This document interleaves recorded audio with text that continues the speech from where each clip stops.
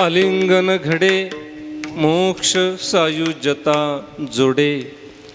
ऐसा संतांचा महिमा झाली बोलायाची सीमा.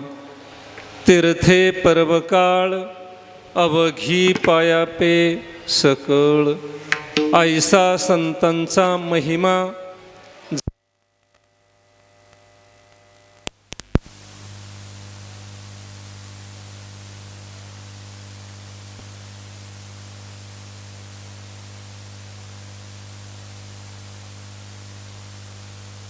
सीमा. विठ्ठल विठ्ठल विठ्ठल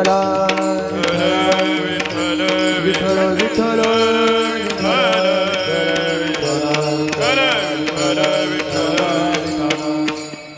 नीलांबुज श्यामल कोमलांगम सीता समारोपित वामभागम. पाणो महासायक चारुचापम नमामि रामं रघुवंशनाथं. प्रमाणं भवाब्दे हृदं मामकानां नितम्बकराभ्यां धृतो येन तस्मात्. विधातुर्वसत्यै धृतो नाभिकोश परब्रह्मलिंगं भजे पांडुरंगा करू प्रथम नमन.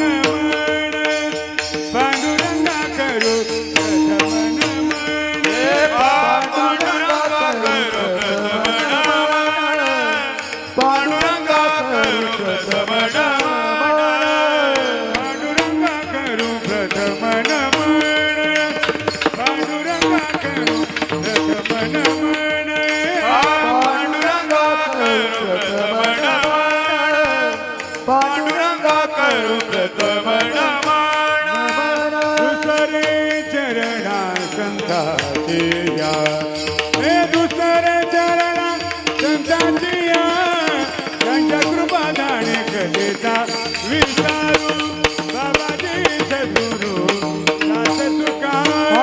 दुसरे चरणा संताची या. दुसरे चरणा संताची या. त्यांच्या कृपा दाणे कलेचा विचारू बाबाजी सद्गुरू दास तुका.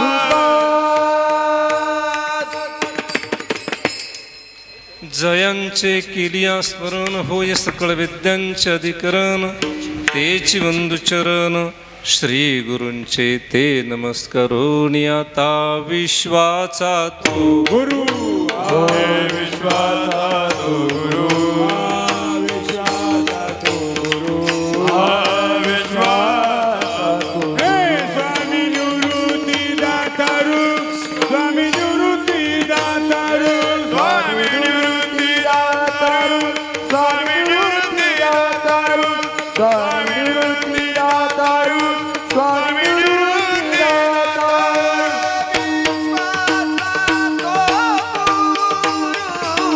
स्वामी निवृत्ती दातारू. स्वामी निवृत्ती दातारू. स्वामी निवृत्ती दातारू. स्वामी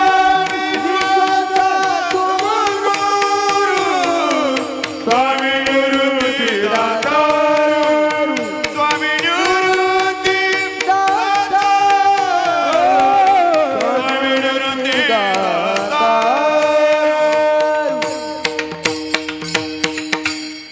वामांगेच विभाती भूधरसुता देवापगा मस्तके. भाले बाल विधुर गलेच गरलम यस्य रसी व्यालराट. सोयंभूति विभूषण सुरवर सर्वाधिप सर्वदा. शर्व सर्वगत शिव शशिनिभ श्री शंकर पातु मां. विठ्ठल विठ्ठल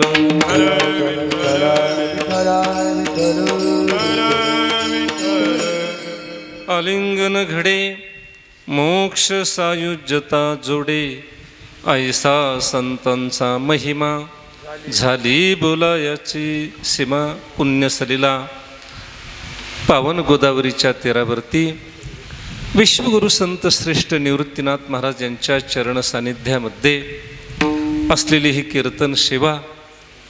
कीर्तन सेवेसाठी निवडलेला अभंग श्रीमंत श्री संत जगद्गुरु तुकोबारा यांचा चार चरणाचा, सर्वांच्या परिचयाचा, संतांच्या देहाचा महिमा सांगणारा असा अभंग आहे. विठ्ठल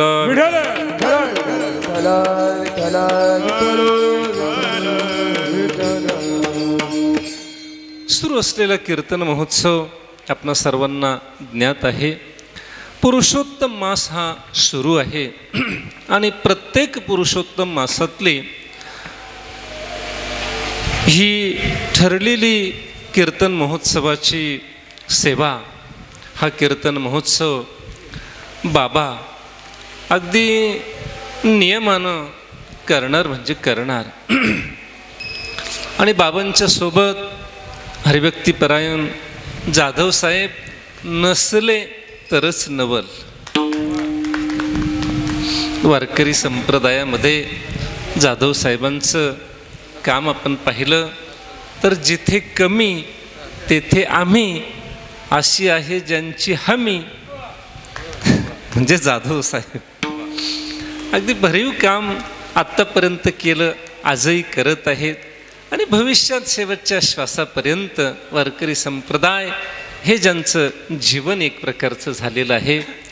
आणि आदरणीय पूजनीय बाबांच्याबद्दल माझ्यासारख्यानं काय बोलावं. ज्यांच्या दरबारामध्ये आपण आहोत तो श्री गुरु निवृत्तीनाथांचा दरबार. ट्रस्टमध्ये अगदी आरंभापासून त्या माध्यमातून संस्थांची सेवा असेल, वारकऱ्यांची सेवा असेल, पालखी सोहळ्याची सेवा असेल, पालखी सोहळा वाढवण्याच्या बाबतीमध्ये बाबांचं योगदान असेल, दिंड्या वाढवल्या असतील, कीर्तनकार घडवले असतील. नुसते कीर्तनकार घडवले नाही, कीर्तन करत करत बाबांनी कितीतरी ग्रंथांचं लिखाण केलं. अगदी बाहेर इतर संप्रदायाशी तुलना करत असताना कसा आहे आमचा वारकरी संप्रदाय, मला वाटतं बाबांकडे बोट करावं लागेल. आमचा वारकरी संप्रदाय केवळ ग्रंथांचं अध्ययन करत नाही तर ग्रंथांचं लिखाण करून पुन्हा अध्ययन करतो, असा आमचा वारकरी संप्रदाय, असं बाबांचं जीवन आहे. आपणा सर्वांना ज्ञात आहे. पुणे विद्यापीठामध्ये ज्या कुलगुरूंना भेटण्यासाठी तुम्ही मराठवाड्यामध्ये गेलात तर औरंगाबाद संभाजीनगर विद्यापीठाचे कुलगुरू, त्यांना असं सहजपणे डायरेक्ट भेटता येतं, काही अडचण येत नाही, कुणी अडवत नाही. मी स्वतः जाऊन आलो. पण पुणे विद्यापीठामध्ये कुलगुरूपर्यंत जाण्यासाठी 2-3 तास लागतात. त्या 2-3 तासामध्ये किती शिपाई अडवतात, नाकीने होतात. त्या कुलगुरूच्या जवळ त्या विद्यापीठामध्ये आणि श्री तुकोबाराय अध्यासनाचे बाबा चेअर प्रमुख होते. किती मोठ्या पदावर बाबांनी काम केलेलं. आणि तरीसुद्धा संप्रदायाची सेवा आजही सोडलेली नाही. अधिक मास आला की बाबांची ही सप्ताहाची सेवा आवर्जून असते. त्यांनी केलेल्या आज्ञेतून ही कीर्तनाची सेवा माझ्याकडे आली. आणि विशेष महत्त्वाची गोष्ट मला वाटतं, ही सगळी परिस्थिती आपण पाहिली तर आपल्या प्रत्येकाच्या लक्षात आलं असेल, विश्वगुरु निवृत्तीनाथ महाराज जेव्हा संजीवन समाधीमध्ये उतरले तेव्हा पुष्पवृष्टी करण्यासाठी तेव्हा एकदा गंधर्व आले होते. त्याच्यानंतर पुन्हा पुरुषोत्तम मासातच आले. विठ्ठला विठ्ठला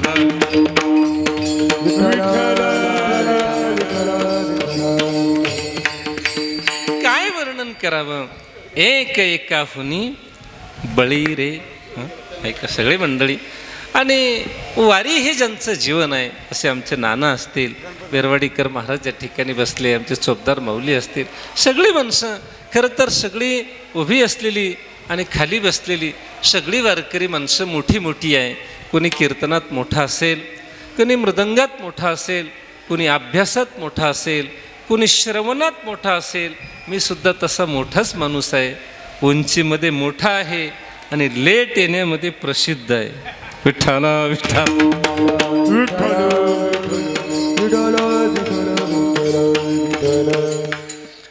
पंढरपूरला होतो, बाबा आश्रमाचं काम चालू होतं.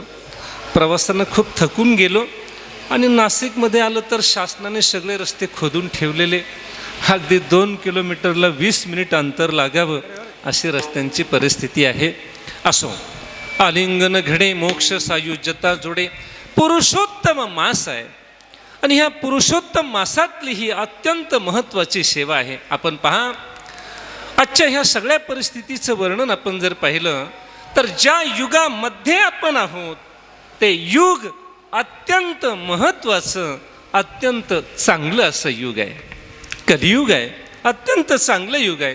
तुम्ही म्हणाल पहिला महाराज पाहिला, कलियुगाला चांगलं म्हणणारा.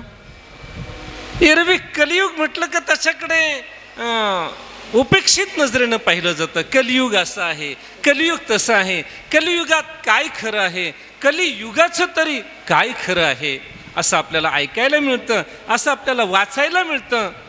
तरीसुद्धा मी हे विधान पुन्हा एकदा करेन, 4ही युगांमध्ये कलियुग अत्यंत चांगलं आहे, अत्यंत चांगलं आहे. त्याचं कारण मी तुम्हाला सांगणार आहे. कोणत्या अंगानं चांगलं आहे ते आपण पाहिलं पाहिजे. कलियुगाकडे कोणत्या अँगलने पाहिल्यानंतर ते चांगलं वाटणार आहे याचा मात्र आपल्याला अभ्यास करावा लागेल. आणि म्हणून त्या दृष्टीने विचार केला तर 4ही युगांमध्ये कलियुग शीघ्र फल देणार आहे, शीघ्र फल देणार आहे, कमी कालावधीमध्ये फल देणार आहे. म्हणून साधनेच्या दृष्टीने कलियुग माझी करावे कीर्तन, करावे कीर्तन, तेन नारायण येईल भेटी, तेन नारायण येईल भेटी. कलियुग माझी करावे कीर्तन, करावे कीर्तन, तेण नारायण येईल भेटी, तेण नारायण येईल भेटी. कलियुग माझी करावे कीर्तन, तेन नारायण येईल भेटी, तेन नारायण येईल भेटी. कलियुग माझी करावे कीर्तन, तेण नारायण येईल भेटी, तेण नारायण येईल भेटी.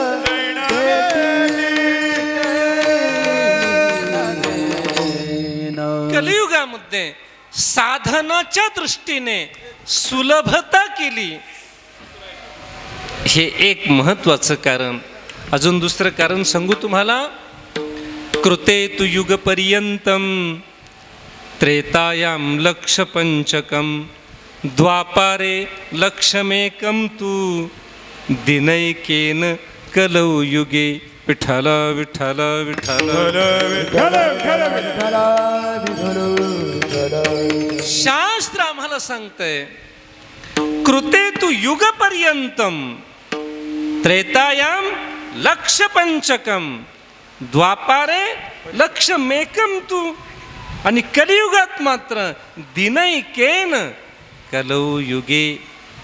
कृतयुगाचं आयुष्य आहे 17,28,000 वर्ष सत्ययुगाचं.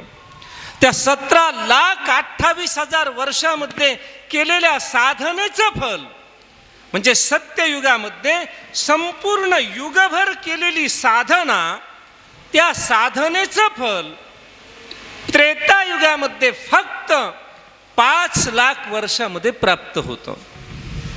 आता पुढे ऐका. त्रेतायुगातल्या 5,00,000 वर्ष साधनेचं फल द्वापार युगामध्ये फक्त 1,00,000 वर्ष साधनेमध्येच प्राप्त होतं. आणि शेवटचं ऐका.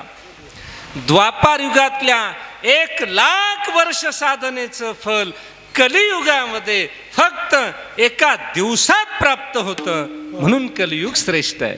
विठाला विठाला.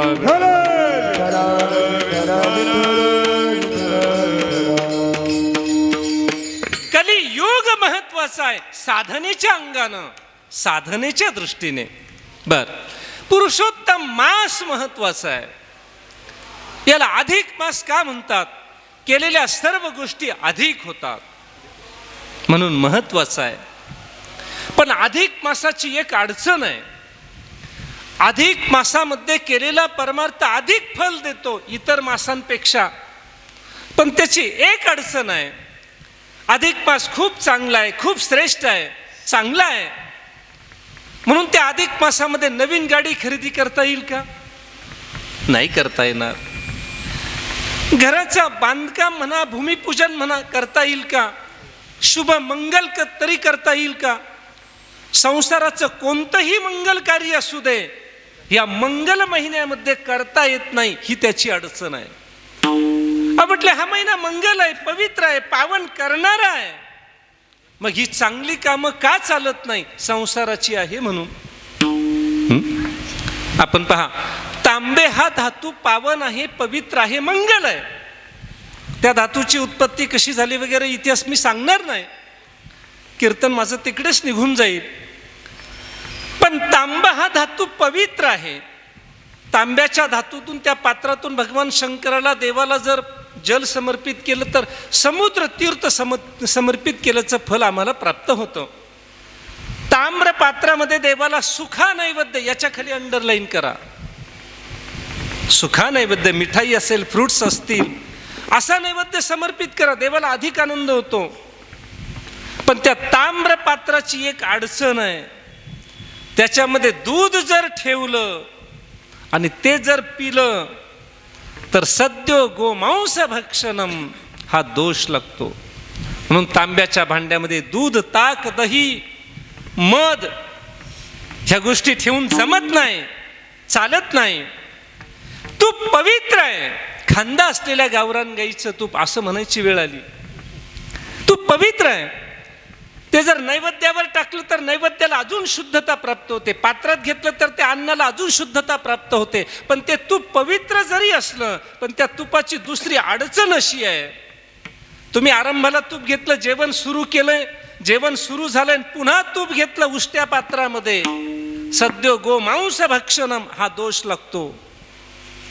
मग काय करावं? त्या माऊलीला सांगावं, तू त्या वाढायच्या पात्रातच तूप टाक, पुन्हा वाढायचं असेल तर. म्हणजे उष्ट्या पदार्थावर तूप घेऊ नये, वाढायच्या पात्रातच काय किलोभर टाकायचं ते टाक आणि मग मला 24 तास वाढत बस, असं सांगावं. किंवा दुसऱ्या डिशमध्ये भात घ्यावा, रस घ्यावा, खीर घ्यावी, त्याच्यामध्ये तूप टाकावं, ते आपल्या पात्रात घेतलेलं चालतं. उष्ट्या पात्रावर तूप घेतलं तर शास्त्र असं सांगतंय गोमांस भक्षणाचा दोष लागतो. तूप पवित्र असलं तरी. पाहेपा दूध पवित्र आणि गोड, पण त्या दुधाची अडचण अशी आहे, जर त्याच्या सोबत मीठ खाल्लं, आता दुधाच्या सोबत कोणी मीठ खात नाही, पण माणसं पनीरची भाजी खातात ना, पनीर दुधापासूनच तयार होतं, मग भाजी बनवताना मीठ टाकलं की नाही, आता दोष लागला, सद्यो गोमांस भक्षणम. विठाला विठाला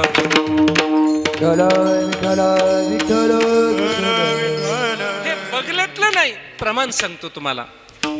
तामपात्रे पयप्पानम उच्छिष्ठे घृतभोजनम दुग्धम लवण सार्धंच सद्यो गोमांस भक्षणम. विठाला विठाला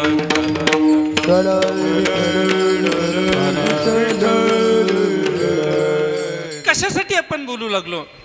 पुरुषोत्तम मास पवित्र आहे, मंगल आहे, अधिक फल देणारा आहे, पण संसाराची चांगली वाटत असली तरी कामं या महिन्यामध्ये करता येत नाही.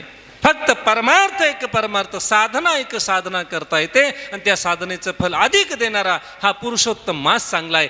कलियुग चांगला आहे, पुरुषोत्तम मास चांगला आहे, आणि ज्या क्षेत्रामध्ये आपण आहोत ते क्षेत्र अत्यंत उत्तम आहे.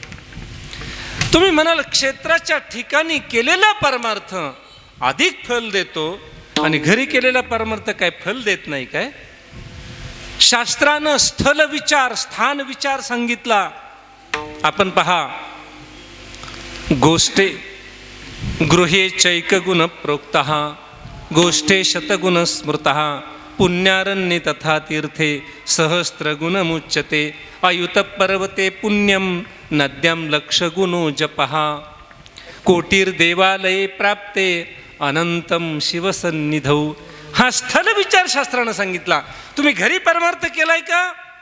गृहे च एक गुणः, घरामध्ये केलेल्या साधनेचं फल 1 पट मिळत असतं. खांदा असलेल्या गावरान गाईच्या गोठ्यात साधना करताय का?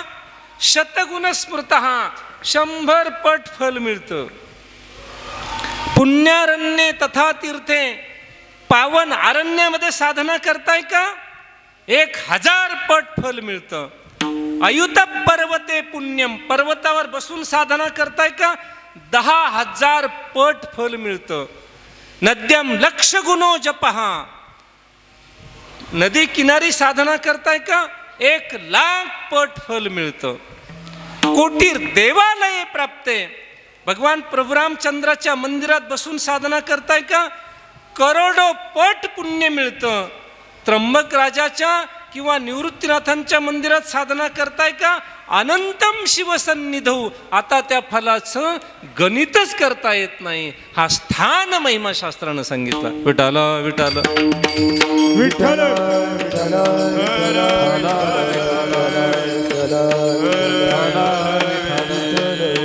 आणि म्हणून कलियुग महत्वाचा आहे. हा पुरुषोत्तम मास महत्वाचा आहे. आणि हे स्थान अत्यंत पावन पवित्र असं स्थान आहे. आणि या सर्वांपेक्षा पूजनीय वंदनीय बाबांच्या संगतीमध्ये आपण आहोत. हे सर्वात श्री गुरु निवृत्तीनाथांच्या चरण सानिध्यामध्ये आपण आहोत. या सगळ्या महत्त्वाच्या गोष्टी एकत्र आल्या आणि या पवित्र कालामध्ये पवित्र ठिकाणी पवित्र अशी साधना आपण करत आहोत.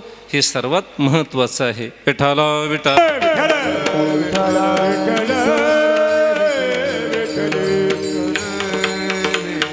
काय आहे संतांचा महिमा? संतांच्या प्रत्येक अंगाचा महिमा आपल्याला पाहायला मिळेल. आपण पहा, त्यांच्या नामाचा महिमा, त्यांच्या पूजेचा महिमा, त्यांच्या संगतीचा महिमा, त्यांच्या दर्शनाचा महिमा, त्यांच्या भेटीचा महिमा, त्यांच्या कृपेचा महिमा, त्यांच्या चरणरजाचा महिमा, त्यांच्या ध्यानाचा महिमा, त्यांच्या सेवेचा महिमा, त्यांच्या जपाचा महिमा, त्यांच्या वारीचा महिमा, त्यांच्या आलिंगनाचा महिमा. विठ्ठल विठ्ठल.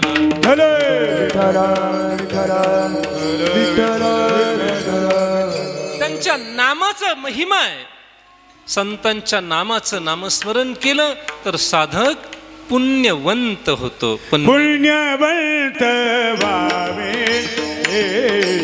येता सजनाची नावे, येता सजनाची नावे, येता सजनाची नावे. पुण्यवंत व्हावे येता सजनाची नावे, येता सजनाची नावे, येता सजनाची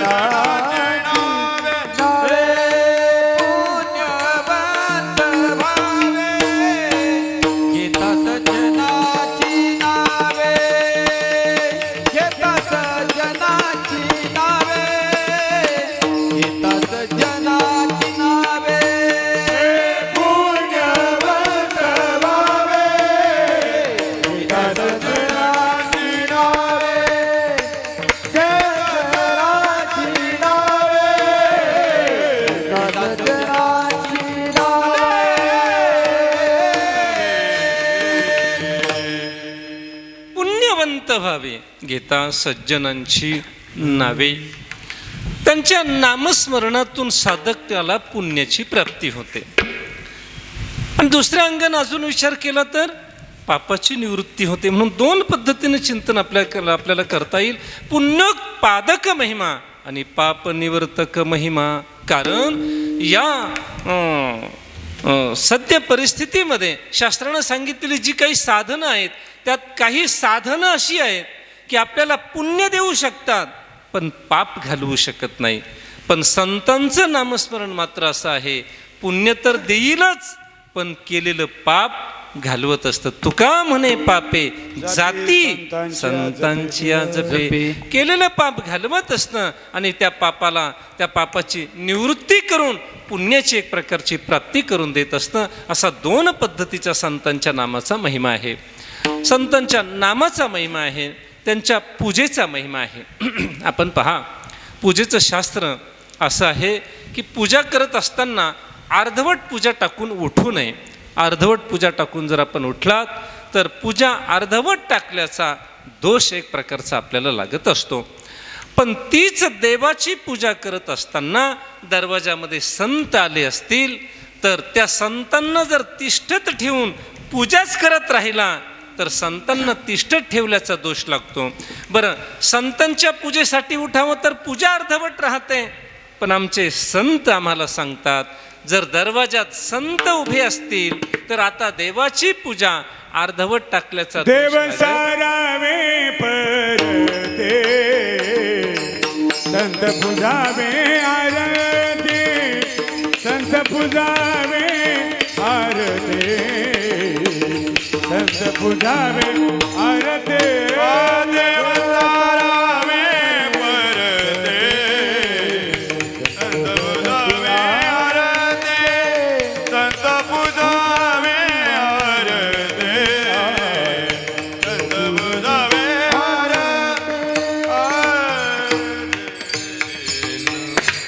देवाला सुद्धा बाजूला सारून संतांची पूजा करावी, एवढा संतांचा महिमा आहे. एकदा नारद महर्षी वैकुंठामध्ये गेले. आईसाहेब लक्ष्मीला विचारतात, देवाला भेटायचे. म्हटले देव पूजा करतायत. नारदांना हसायला आलं. या जगात देवाची पूजा केली जाते म्हणून देवपूजा शब्दाची निर्मिती झाली. आणि असा देवच अजून कोणत्या देवाची पूजा करत असेल म्हणून नारदांनी देवाच्या देवघरात डोकावून पाहिलं तर नारदांना पहिली मूर्ती त्यांची स्वतःचीच दिसली. अशा 14 भक्तांच्या मूर्तीची पूजा स्वतः देव करत होते. विठ्ठल विठ्ठल विठ्ठल विठ्ठल विठ्ठल विठ्ठल संतांच्या नामाचा महिमा आहे, पूजेचा महिमा आहे, त्यांच्या संगतीचा महिमा आहे. संतांच्या संगतीमध्ये अनेक प्रकारची पापं जातील, यामध्ये नवल नाही. इतर कोणतीही साधनं तुम्ही संत संगतीच्या तुलनेला जर ठेवली तर संत संगती ही सर्वांमध्ये श्रेष्ठ भरते. आपण पहा, संत संगतीने थोर लाभ झाला संत संगतीने थोर लाभ झाला संत संगती थोर लाभ झाला संत संगती थोर लाभ झाला मोह निरखला मायादिक मोह निरसला मायादिक संत संगतीने काय संत संगतीने थोर लाभ झाला मोहनी रसला मायादिक मोहनी रसला मायादिक संत संगती थोर लाभ झाला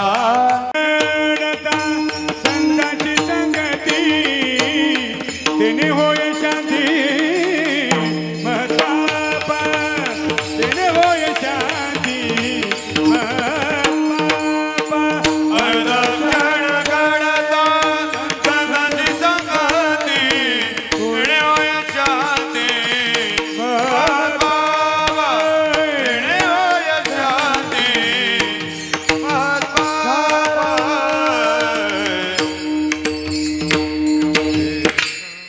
मोठ्यात मोठं पाप असेल तरी संत संगतीमध्ये अर्धक्षणाची संत संगती घडली तरी त्या पापाची निवृत्ती होते आणि साधक निष्पाप होतो, पुण्यवंत होतो. याचं कारण फक्त संत संगतीमध्ये राहायचं का? संत संगतीमध्ये राहून त्यांचा एक तरी गुण आपल्या जीवनामध्ये उतरला पाहिजे. आता आदरणीय बाबांच्या संगतीमध्ये राहिल्यानंतर पंगत खूप गोड मिळते, पण नुसत्या पंक्ती झुडून लाभ होत नाही. संतांच्या संगतीमध्ये राहिल्यानंतर, ग्रंथांच्या संगतीमध्ये राहिला तर नामदेवराय म्हणतात, एक तरी ओवी अनुभवा नामा म्हणे ग्रंथ श्रेष्ठ ज्ञान देवी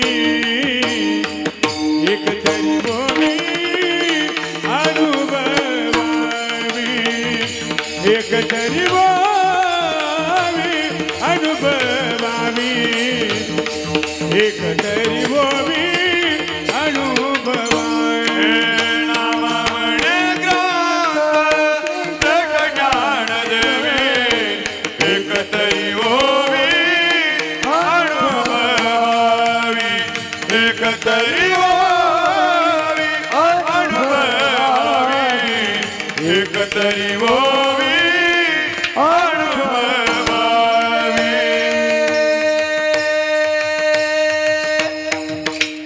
ग्रंथ सहवासामध्ये एक तरी ओवी अनुभवावी आणि संत सहवासामध्ये त्यांचा एक तरी गुण अनुभवावा, मग हा लाभ आपल्याला एक प्रकारचा मिळत असतो. आणि मग संतांच्या संगतीमध्ये तो माणूसच नाही, 2 पायाच्या माणसाचा सोडा, 4 पायाचा रेडा जरी असला, तो रेडा ज्ञानोबरांच्या निवृत्तीनाथांच्या संगतीमध्ये राहिला आणि विश्वासानं राहिला. वारकरी सांप्रदायिक संतांच्या संगतीमध्ये रेडा आल्यानंतर पुन्हा त्या रेड्याने इकडे तिकडे पळापळ केली नाही, अगदी निष्ठेनं विश्वासानं राहिला. परिणाम असा झाला, श्री क्षेत्र आळे या ठिकाणी तो रेडा निवृत्तीनाथांच्या साक्षीने समाधीस्थ झाला. हो. ज्या रेड्याच्या समाधीला निवृत्ती, ज्ञानदेव, सोपान आणि मुक्ताई या 4ही संतांच्या कृपेचा हस्तस्पर्श ज्या रेड्याच्या समाधीला झाला, तो रेडा किती पावन झाला. आणि म्हणून श्री क्षेत्र आळे या ठिकाणी 4 पायाच्या रेड्याची यात्रा भरते आणि 4 पायाच्या रेड्याच्या यात्रेला 2 पायाची माणसं जातात. आळ्याला गेल्यानंतर रेडा म्हणता येत नाही, रेडे महाराज म्हणावं लागतं. कुणाच्या दर्शनाला निघाला? रेडे महाराजांच्या. हो, रेडा महाराज झाला तरी सुद्धा बरेच महाराज विठ्ठला विठ्ठला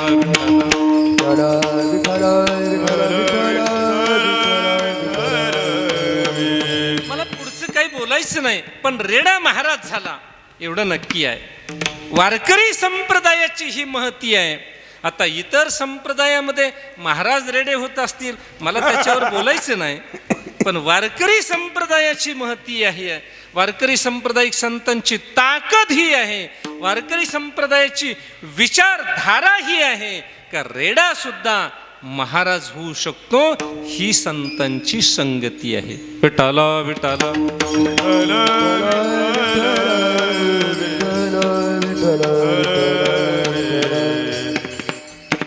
त्यांच्या नामस्मरणाचा महिमा आहे, त्यांच्या पूजेचा महिमा आहे, संगतीचा महिमा आहे, त्यांच्या दर्शनाचा महिमा आहे. संत दर्शनी हा लाभ पद्मनाभ जोडला. संतांच्या दर्शनामध्येच देवाचं एक प्रकारचं दर्शन होत असतं. पुनश्च देवासाठी, देवाच्या दर्शनासाठी वेगळे प्रयत्न करण्याची गरज नसते. त्यांच्या भेटीचा महिमा, या संताशी भेटता हरे संसाराची व्यथा. त्यांच्या कृपेचा महिमा, होता कृपा तुमची, पशु बोले वेद, निर्जीव चाले भिंती, महिमा अगाध. जर ज्ञानोबरांची निवृत्तीनाथांची कृपा झाली तर रेडा सुद्धा वेद बोलतो, मुलीचा मुलगा होतो. मुलगी म्हणून जन्माला आली, वैतागली आणि आत्महत्या करायला निघालेली मुलगी अरण्यामध्ये निवृत्तीनाथांचं, ज्ञानोबरांचं दर्शन झालं.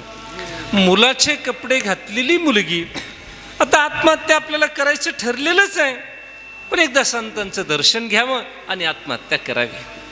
म्हणून संतांच्या चरणावर नतमस्तक झालेली मुलगी, मुलाचे कपडे असल्यामुळे माऊलींना म्हटलं, उठ बाळा.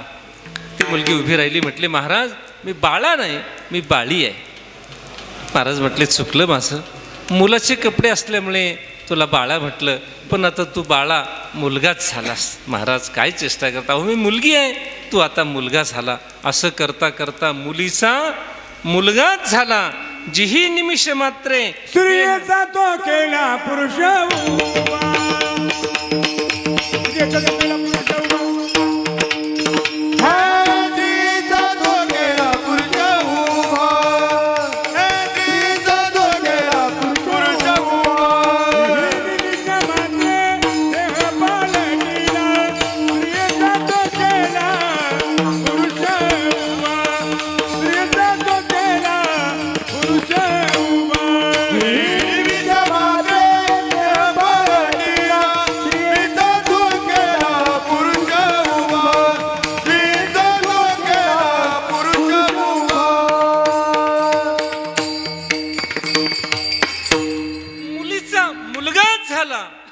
त्यानंतर बऱ्याच मुलींनी हा प्रयोग करून पाहिला, मुलाचे कपडे घालून पाहिले, पण त्यानंतर एकाही मुलीचा मुलगा झाला नाही. संतांची शक्ती हे आहे. आणि म्हणून त्यांच्या भेटीचा महिमा, कृपेचा महिमा, त्यांच्या चरण रजाचा महिमा, चरण रजाचा महिमा योग वासिष्ठ ग्रंथामध्ये सांगितलंय. म्हटले मोक्ष मोक्ष म्हणजे काय? मोक्षस्य न हि वासस्ती. मोक्ष नावाचं एखादं शहर नाही. न मोक्षो न सपृष्टे न पाताले न भूतले. मोक्ष नावाचा एखादा पदार्थ नाही की जगाच्या बाजारपेठेमधून आणून तुम्हाला देता येईल. मग मोक्ष म्हणजे काय? मोक्षस्यात वासना क्षयः. अंतकरणातील वासनेचा समूळ क्षय होणं, याला योग वासिष्ठामध्ये मोक्ष अशी संज्ञा दिली. अंतकरणातली वासना बीजासहित नाश पावणं याला मोक्ष म्हणतात. मग असा मोक्ष संतांच्या चरण रज, नुसते शरीराला लागले साधकाच्या, तरी अंतकरणात संत चरण रज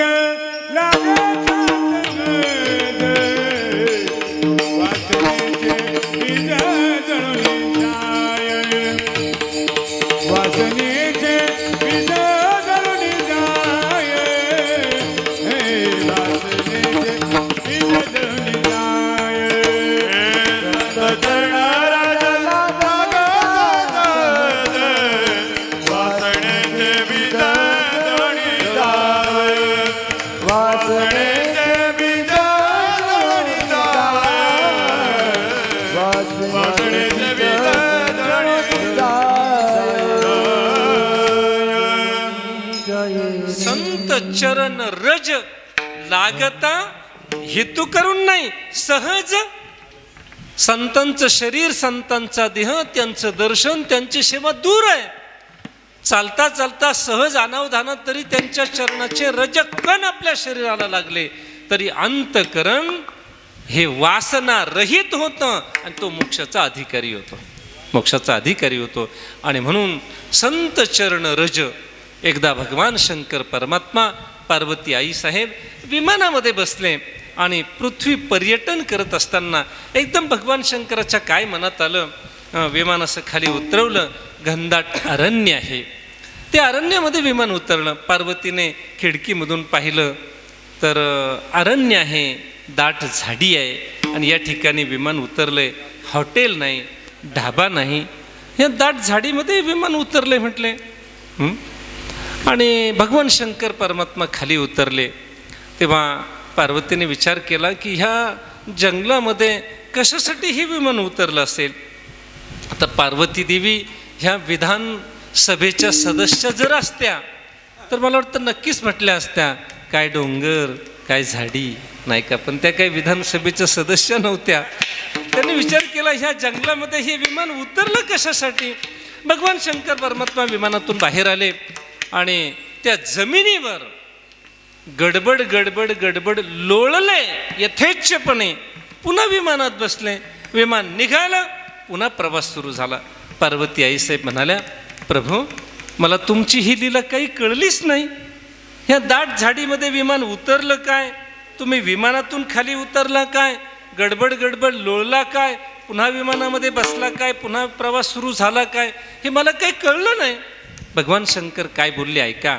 म्हटले, देवी याच भूमीमध्ये पुढे भविष्यात निवृत्ती, ज्ञानदेव, सोपान, मुक्ताई हे अवतार घेणार आहे. या संतांचे चरण कमल या भूमीला लागणार आहे. पण त्यांचा अवतार होईल तेव्हा वारकऱ्यांची प्रचंड गर्दी होईल आणि गडबड गडबड लोळण्यासाठी इतका वेळ मला मिळणार नाही. म्हणून आजच यथेच्छपणे लोळून घेतो. हा संतांच्या चरणरजाचा महिमा आहे. विठाल विठाल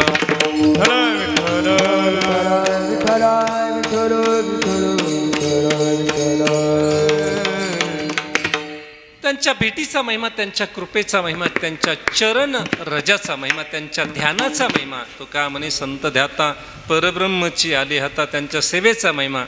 संतांचे सुख झाले या देवा म्हणवनी सेवा करी त्यांची, त्यांच्या जपाचा महिमा. तो का म्हणे पापे जाती संतांची या जपे, त्यांच्या वारीचा महिमा. देवाची वारी चुकली तर चुकू द्या, याचा अर्थ नक्कीच चुकवा असं नाही, पण अनावधानामध्ये काही कामामध्ये देवाची वारी चुकली तर अडचण नाही, पण संतांची वारी अजिबात चुकता नाही. महिन्याच्या एकादशीला वारकरी निवृत्तीनाथांच्या दरबारामध्ये दिसलाच पाहिजे. देवाची वारी चुकली तरी अडचण नाही, कारण देवानं स्वतः सांगितलं पंढरीहुनी हे सोपे जनाची हरावया पापे. पंढरीहुनी हे सोपे म्हणजे अलंकापूर नगरीच्या क्षेत्राच्या बाबतीमध्ये बोलताना भगवान बोलले. याचा अर्थ संतांचं क्षेत्र हे देवाच्या क्षेत्रापेक्षाही साधकाला पापनिवृत्तीसाठी, जीवन उन्नतीसाठी, उद्धारासाठी संतांच्या क्षेत्रापेक्षा देवाचं क्षेत्र, देवाच्या क्षेत्रापेक्षा संतांचं क्षेत्र, देवाच्या क्षेत्राच्या वारीपेक्षा संतांची वारी अधिक महत्त्वाची आहे, हे स्वतः देवानं तुलनात्मक पद्धतीने सांगितलं. आणि म्हणून त्यांच्या पूजेचा महिमा, त्यांच्या नामाचा महिमा, त्यांच्या पूजेचा महिमा, त्यांच्या संगतीचा महिमा, त्यांच्या दर्शनाचा महिमा, त्यांच्या भेटीचा, कृपेचा, चरण रजाचा महिमा, त्यांच्या ध्यानाचा, सेवेचा, जपाचा महिमा, त्यांच्या वारीचा आणि त्यांच्या आलिंगनाचा महिमा. अभंगाच्या प्रथम चरण. आलिंगन गडे, आलिंगन गडे, आलिंगन गडे, आलिंगन गडे,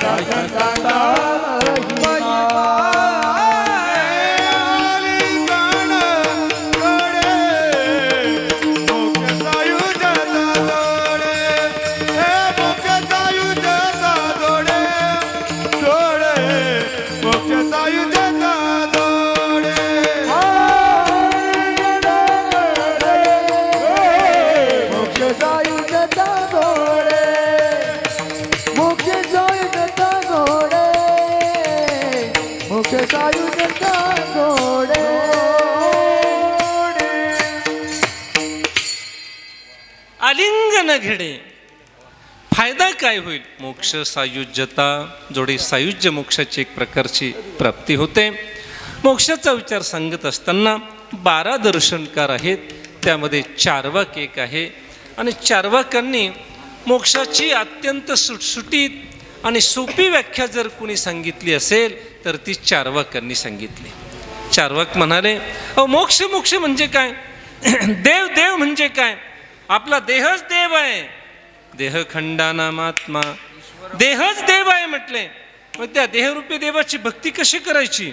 भोजन ते भक्ती, देहशृंगार, चैन, विलास, हौस, मौज, ऋण काढून का होईना सण करणं, हीच काय आहे? भक्ती आहे. आणि म्हटले मग मुक्ती, कर्ज करून एक दिवस मरून जाणं, हीच मुक्ती आहे म्हटले. भस्मीभूतस्य देहस्य पुनरागमनम कुतः, पुन्हा कोण येत आहे म्हटले जन्माला? मरून जाणं हीच मुक्ती आहे. पण हे पाखंडी तत्वज्ञान आहे. आणि म्हणून न्यायशास्त्रकारांनी मोक्षाचा विचार सांगत असताना 21 दुःखांचा जिथे नाश होतो तिथे मोक्ष सांगितला. पुढे वेदांत शास्त्राने मोक्षाची व्याख्या सांगत असताना अनिष्ट निवृत्ती आणि इष्ट प्राप्ती याला मोक्ष प्राप्ती म्हटलंय. अजून वेगळ्या शब्दामध्ये सांगायचं झालं तर सकल दुःखाची आत्यंतिक निवृत्ती आणि परमानंदाची प्राप्ती याला म्हणतात मोक्ष प्राप्ती. सकल दुःखाची आत्यंतिक निवृत्ती, सकल म्हणजे सर्व, जीवनामध्ये जेवढी दुःख असतील जन्म मृत्यूच्या दुःखासहित सर्व दुःखांची आत्यंतिक निवृत्ती होणं. निवृत्तीच्या शास्त्रानं 2 प्रकार सांगितले, लयरूप निवृत्ती आणि आत्यंतिक निवृत्ती. लयरूप निवृत्ती म्हणजे केवळ कार्याची निवृत्ती, आत्यंतिक निवृत्ती म्हणजे कारणासहित कार्याची निवृत्ती. लयरूप निवृत्ती म्हणजे तात्पुरत्या स्वरूपाची निवृत्ती, आत्यंतिक निवृत्ती म्हणजे कायमची निवृत्ती. आपण पहा, शेतामध्ये एखादा वृक्ष उगवतो तेव्हा त्या वृक्षाच्या छायेखाली पीक व्यवस्थित येत नाही, म्हणून शेतकऱ्याने त्या वृक्षाच्या सगळ्याच फांद्या छाडून टाकल्या. पुढे जून जुलैमध्ये पाऊस पडला. 5 फांद्या होत्या वृक्षाला, पण त्या 5ही फांद्या छाटून टाकल्यानंतर पाऊस पडल्यानंतर 25 फांद्या घेऊन वृक्ष वरती आला. शेतकरी वैतागला आणि पुढच्या उन्हाळ्यामध्ये मुळासहित काढून टाकला. आता फांद्या छाटल्या ही लयरूप निवृत्ती आहे, मुळासहित वृक्ष काढून टाकला ही आत्यंतिक निवृत्ती आहे. दुसरं उदाहरण आपण पहा, दाढी करत असताना केस किती वर्षांनी येतात? वर्षांनी, महिने कशाला? दाढी करत असताना वस्तारा पुढे गेला की मागचे केस लगेच डोकं वर काढून बघत असतात, वस्तारा किती लांब गेला असेल. केसांची लयरूप निवृत्ती आहे. पण टक्कल पडलंय, आता टकलावर केस किती आठवड्यात नंतर येतात? आता केसांची आत्यंतिक निवृत्ती झाली. तशी जीवनातील सर्व दुःखांची आत्यंतिक निवृत्ती होणं आणि परमानंदाची प्राप्ती, त्या प्रभूचं दर्शन होणं याला मोक्ष म्हणतात. शास्त्रानं असा मोक्ष 4 प्रकारचा सांगितला: स्वरूपता, समीपता, सलोकता आणि सायुज्यता. सलोकता मुक्ती आहे, देव ज्या ठिकाणी राहतो त्या लोकाची प्राप्ती होणं सलोकता मुक्ती आहे. समीपता, देवाच्या जवळ जाऊन बसणं समीपता मुक्ती आहे. स्वरूपता, देवासारखं होणं. सायुज्यता, देवच होणं. विठाला विठाला विठाला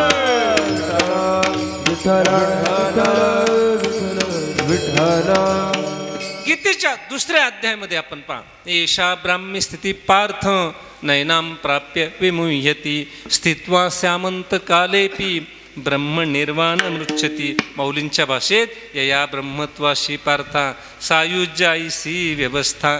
सायुज्य मुक्ती म्हणजे ब्रह्मभावाची अनुभूती येणं, याला सायुज्य मोक्ष म्हणतात. असा सायुज्य मोक्ष 4ही मोक्षांमध्ये सायुज्य मोक्ष श्रेष्ठ सांगितला. असा सायुज्य मोक्ष आम्हाला केव्हा मिळेल? आलिंगन घडे, आलिंगन घडे,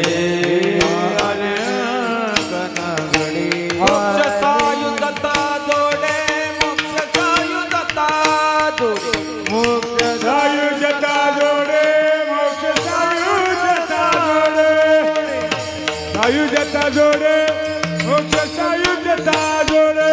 हे आलिंगन घडे, मोक्ष सायुज्यता जोडे, मोक्ष सायुज्यता जोडे, मोक्ष सायुज्यता जोडे. मोक्ष सायुज्यता जोडे, मोक्ष सायुज्यता जोडे, मोक्ष सायुज्यता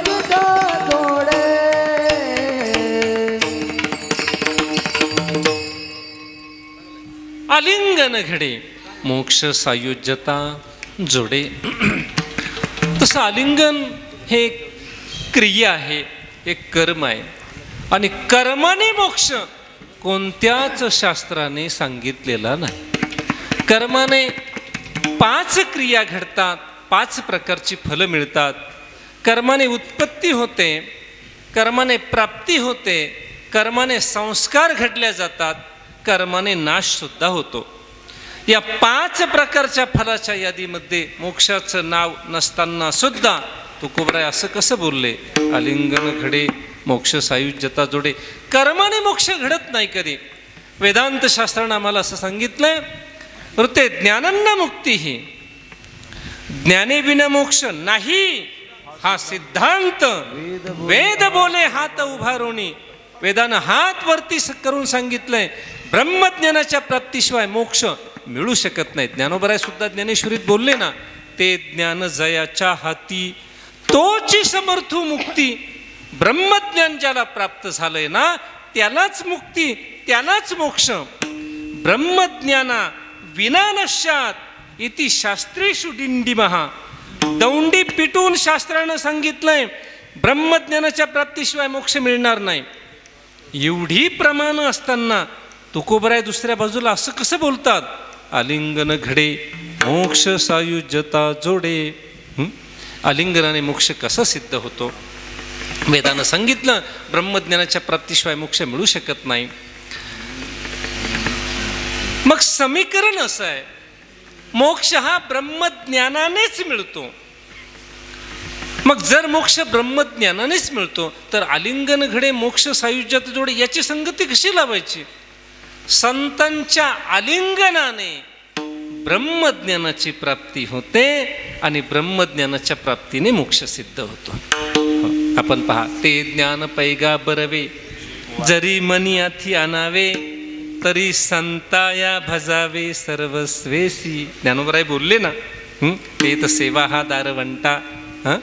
त्यांची सेवा केली की मग ब्रह्मज्ञानाची प्राप्ती होते. आणि ब्रह्मज्ञानाची प्राप्ती झाली का, आता तोच सायुज्य मोक्ष आहे.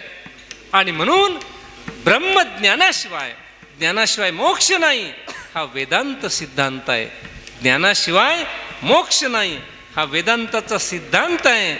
पण संतांशिवाय ज्ञान नाही हा संतांचा सिद्धांत आहे. विठाला विठाला विठाला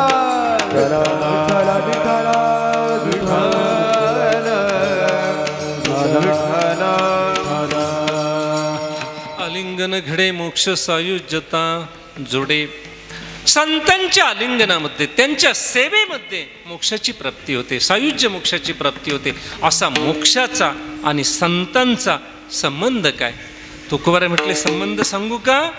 मोक्ष संतांच्या घरी काम करणारा, मोक्ष आम्हा घरी कामारी दासी. मोक्ष आम्हा घरी कामारी दासी. मोक्ष आम्हा घरी कामारी दासी. मोक्ष आम्हा घरी कामारी दासी. मोक्ष आम्हा घरी कामारी दासी. मोक्ष आम्हा घरी कामारी दासी. मोक्ष आम्हा घरी कामारी दासी. मोक्ष आम्हा घरी कामारी दासी. होय सांगू आईसी तुका म्हणे, होय सांगू आईसी तुका म्हणे. संतांचे पूजन हरिनाम कीर्तन संतांचे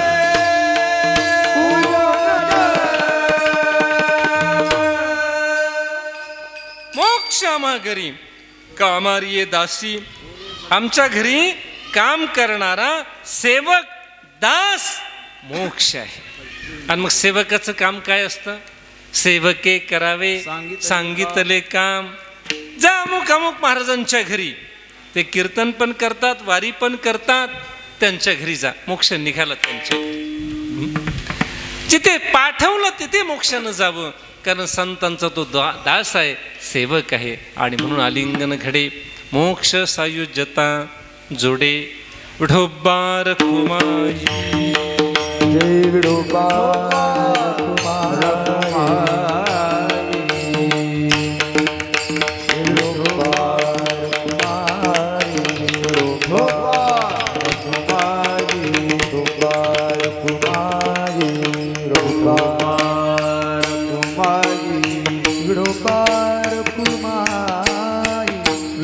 गुरुबार कुमार गुरुबार कुमार गुरुबार कुमार जय गुरुबार कुमार गुरुबार कुमार जय गुरुबार कुमार गुरुबार कुमार गुरुबार कुमार गुरुबार गुरुबार कुमारी विठोबार कुमार गुरुबार कुमार विठोबार कुमार हरि रे विठोबार कुमारी विठोबार कुमारी विठोबार कुमार गुरुबार कुमारी विठोबार कुमारी गुरुबार कुमारी विठोबार कुमार कुमारी विठोबार जय गुरुबार कुमारी विठोबार जय जय गुरुबार कुमारी गुरुबार कुमारी गुरुबार कुमारी गुरुबार कुमारी गुरुबार कुमारी गुरुबार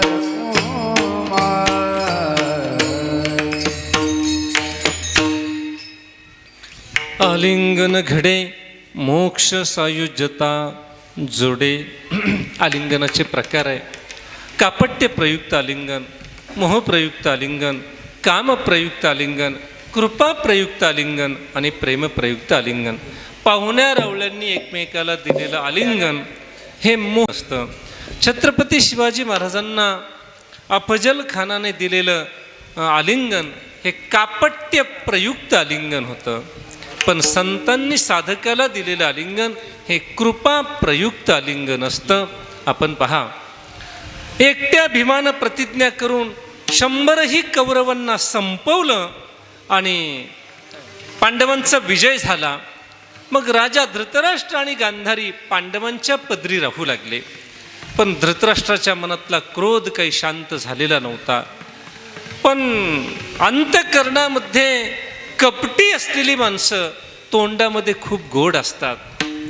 कपट धारण करून ती क्रोधाची ज्वालाग्नी अंतःकरणामध्ये धारण करून धृतराष्ट्र मात्र पांडवांशी गोड बोलत होता. आणि एक दिवस त्याने असं कपट कारस्थान केलं.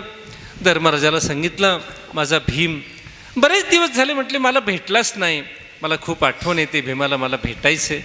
हा निरोप भीमापर्यंत गेला आणि भीमाला असं वाटलं चला आपल्या काकाला शेवटी का होईना आपली आठवण येते.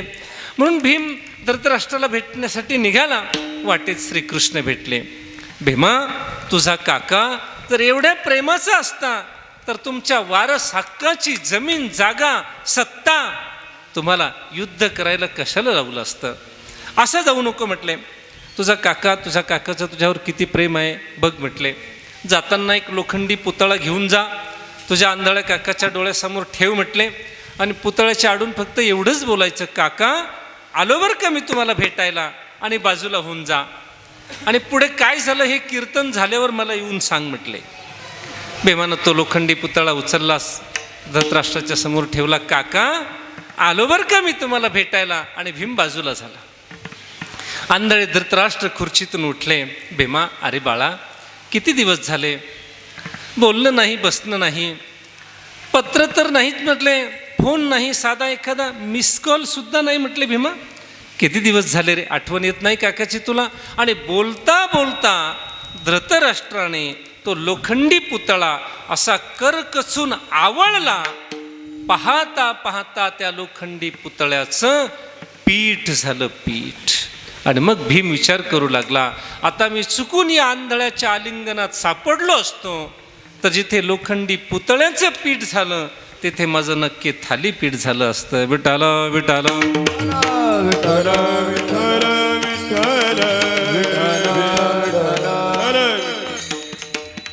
कापट्य प्रयुक्त आलिंगन आहे.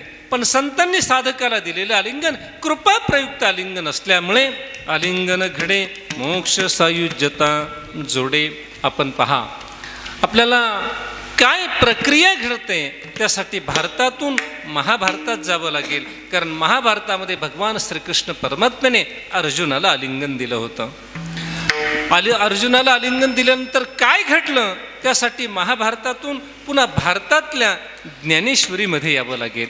कारण ज्ञानेश्वर महाराजांनी महाभारतातला तो प्रसंग ज्ञानेश्वरीच्या 18व्या अध्यायामध्ये 1418 क्रमांकाच्या ओवीपासून सांगून ठेवला. आपण पहा. मग सावळा सकंकनू बाहू पसरोनी दक्षिणू आलिंगिला स्वशरणू भक्त राजू. तो सावळ्या श्रीकृष्णाने अर्जुनाला आलिंगन दिलं. परिणाम काय झाला? हृदय एक झाले, ए हृदयीचे ते हृदयी घातले, द्वैत न मोडता केले, आपणायसे अर्जुना आलिंगन घडे.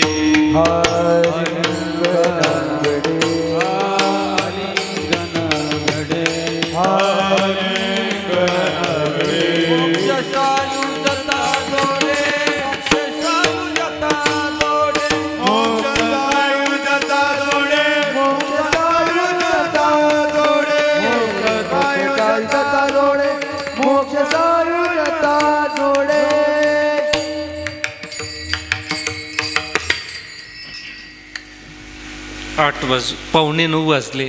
आपली वेळ 8:30पर्यंतच होती. 15 मिनिट थोडेसे जास्त घेतले. आलिंगन घडे मोक्ष सायुज्यता जोडे, ऐसा संतांचा महिमा, झाली बोला याची सीमा, तीर्थे पर्वकाळ अवघी पायापे सकळ. जगाच्या पाठीवरची सर्व तीर्थ सर्व पर्वकाळ श्री गुरु निवृत्तीनाथांच्या चरणाजवळ एक प्रकारचे असतात. आणि म्हणून येत्या 29 तारखेला श्री गुरु निवृत्तीनाथांच्या पालखीचं प्रस्थान पंढरीकडे होणार आहे. आणि म्हणून खरं तर सर्व महाराष्ट्रातील वारकऱ्यांनी श्री गुरु निवृत्तीनाथांच्या पालखी सोहळ्यामध्ये चालावं असं निवृत्तीनाथांचं स्थान आहे. पण किमान नाशिक जिल्ह्यातल्या तरी वारकऱ्यांनी श्री गुरु निवृत्तीनाथांच्या पालखी सोहळ्यामध्ये चाललं पाहिजे. नाहीतर आपल्या लोकांना बाबा एक सवय लागली, पाण्याचा टँकर माऊलीच्या सोहळ्यात. आज समुद्रावर पाऊस पडून काय उपयोग आहे? आपले महाप्रसादाची पंगत माऊलीच्या सोहळ्यामध्ये, वारी माऊलीच्या सोहळ्यामध्ये, सर्वांनी माऊलीच्या सोहळ्यामध्ये चालावं असा जर संकेत असता तर सर्वांच्या समाधी आळंदीतच झाल्या असत्या. काय निवृत्तीनाथांना आळंदी नगरपालिकेने समाधीला जागा परमिशन नाकारली आणि मग निवृत्तीनाथ महाराज पायी पायी आपले त्र्यंबकेश्वरला आले. चला त्र्यंबकेश्वरला, असं झालंय का? मराठवाड्यातले वारकरी असतील तर त्यांनी नाथ महाराजांच्या पालखी सोहळ्यामध्ये चाललं पाहिजे. जळगाव भागातले वारकरी असतील तर आदिशक्ती मुक्ताईच्या सोबत त्यांनी चाललं पाहिजे. पुणे जिल्ह्यातले वारकरी असतील तर त्यांनी माऊलीच्या तुकोबरांच्या सोबत चाललं पाहिजे. आणि इतर सर्व जिल्ह्यातले वारकरी हे निवृत्तीनाथांच्या सोबत एक प्रकारचे चालले पाहिजे. सांगू तुम्हाला, गंमत अशी आहे, शास्त्र असं आहे, जवळचा देव सोडून लांबच्या मंदिरामध्ये गेला तर तो देव पूजा घेत नाही असं शास्त्र आहे. आणि म्हणून श्री गुरु निवृत्तीनाथ महाराज आपल्या जवळ असताना इतर संतांच्या पालखी सोहळ्यामध्ये जाण्याची गरजच नाही. उलट ते संत, हे बघा, देहू क्षेत्रातला एक धरणेकरी माऊलीकडे आला. माऊलीने सांगितलं, बाबा का तिकडे तुकोबराय आहे, तू तुकोबरायांकडे जा, माझ्याकडे येऊ नको. तुकोबराय आहे ना, माऊलीने त्याला हाकलून दिलं, तुकोबरायांकडे जा. तसं निवृत्तीनाथांना सोडून जर काही धरणेकरी माऊलींच्या तुकोबरांच्या सोहळ्यात जात असतील तर ते तुकोबराय ज्ञानोबराय त्यांना हाकलूनच देत असतील, पण यांना कळेल तर ना. आणि म्हणून श्री गुरु निवृत्तीनाथांच्या सोबत चालण्याचा प्रयत्न आपण केला पाहिजे. महत्त्वाचा विचार असा की ज्ञानोबरायांनी ज्ञानदेवे रचिला पाया इथपर्यंत ठीक आहे ना, पण भागवत धर्म मंदिराच्या इमारतीचा पाया घालत असताना लागणारं ज्ञान जर निवृत्तीनाथांनी दिलं तर हरिपाठाच्या सोबत निवृत्तीनाथांची अभंग गाथा सुद्धा प्रत्येक वारकऱ्याच्या नित्यनेमामध्ये असली पाहिजे. आणि म्हणून मी तर असं म्हणेन की वारकरी संप्रदायाचे अध्वर्यू, वारकरी संप्रदायाचे आद्य जनक श्री गुरु निवृत्तीनाथ महाराज जर आहेत ना, तर प्रत्येक वारकऱ्याच्या घरात पहिला वारकरी संतांचा पहिला फोटो कोणता दिसला पाहिजे? निवृत्तीनाथांचा.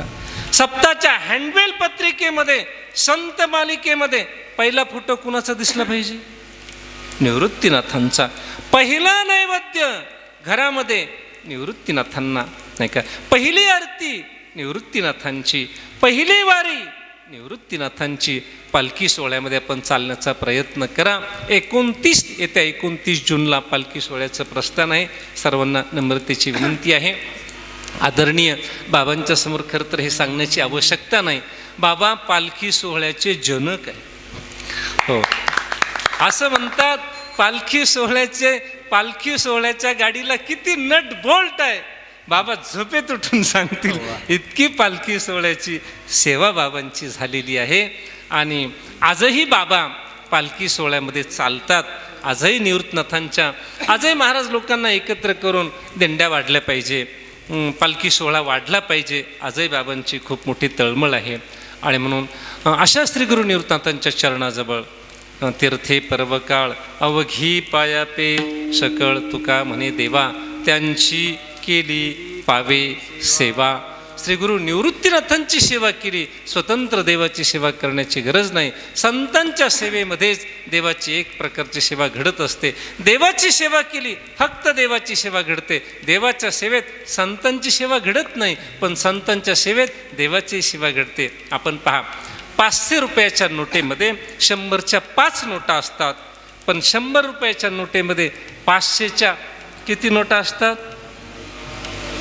तसं देवाच्या सेवेमध्ये संतांची सेवा येत नाही, पण संतांच्या सेवेमध्ये मात्र देवाची सेवा एक प्रकारची घडत असते.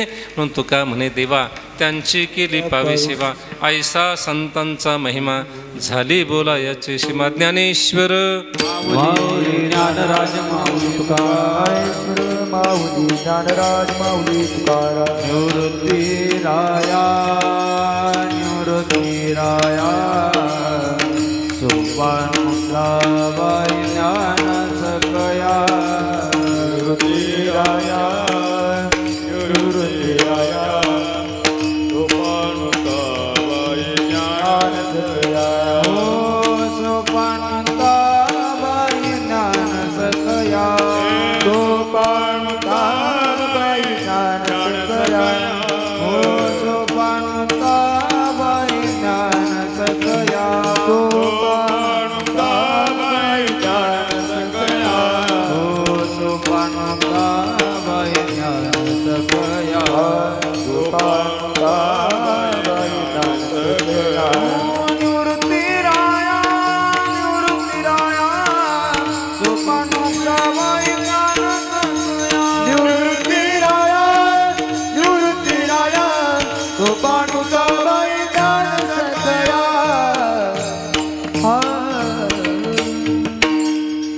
या ठिकाणी गानगंधर्व महर्षी, नाही का?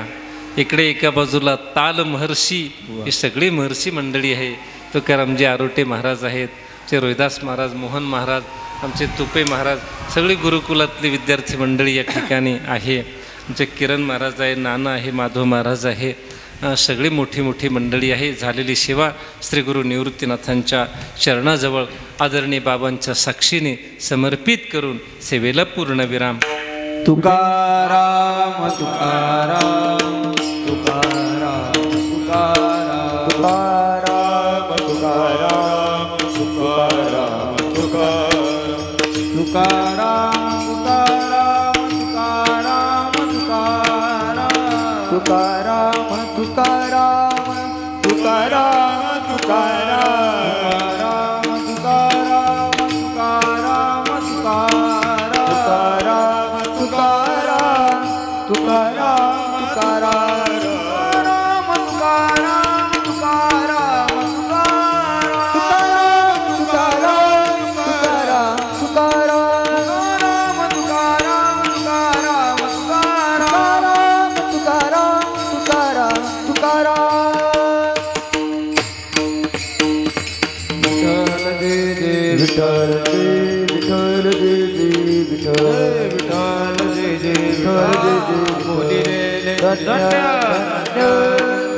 देवा काय महिमा वर्णावा. श्री अवतार करुणा केले त्रैलोक्य पावना समाधी त्र्यंबक शिखरी मागे शोभे ब्रह्मणी शिवे अवतार धरुण केले त्रैलोक पावन निवृत्तीनाथांचे चरणी शरण एका जनार्दने अवतार धरून केले त्रैलोक्य पावन ज्ञानदेव तुकाराम ज्ञानदेव तुकाराम तुकाराम तुकाराम तुकाराम तुकाराम